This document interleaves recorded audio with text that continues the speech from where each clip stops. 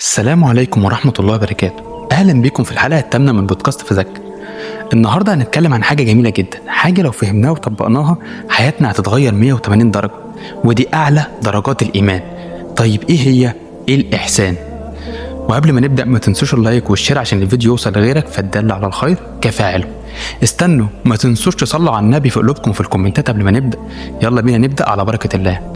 طيب يعني ايه الإحسان؟ النبي صلى الله عليه وسلم لما سيدنا جبريل سأله عن معنى الإحسان رد وقال: أن تعبد الله كأنك تراه، فإن لم تكن تراه فإنه يراك. يعني ببساطة كده إنك تعيش حياتك دايما حاسس إن ربنا شايفك، متابع كل خطوة ليه، كل كلمة، كل نية في قلبك. تخيل لو أنت في شغلك ومديرك واقف بيراقبك، طبيعي هتشتغل بكل تركيز واجتهاد عشان تكون عند حسن ظنه، مش صح كده؟ طب ما بالك بقى لو عرفت إن ربنا مطلع عليك طول الوقت؟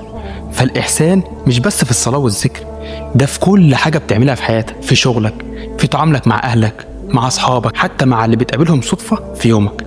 لما تتعامل بحب ورحمة، لما تكظم غيظك وتمسك غضبك وتكفي الشر عن اللي حواليك، لما تكون متسامح، لما تتقن أي حاجة بتعملها، ده كله اسمه إحسان عند الله سبحانه وتعالى.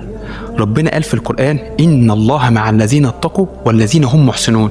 يعني اللي بيوصل لدرجة الإحسان بيكون معاه ربنا سبحانه وتعالى سند ليه، ومعاه توفيقه وبركته في كل خطوة في حياته. السؤال هنا بقى اللي لازم نسأله لنفسنا: هل احنا بنعبد ربنا كأننا شايفينه؟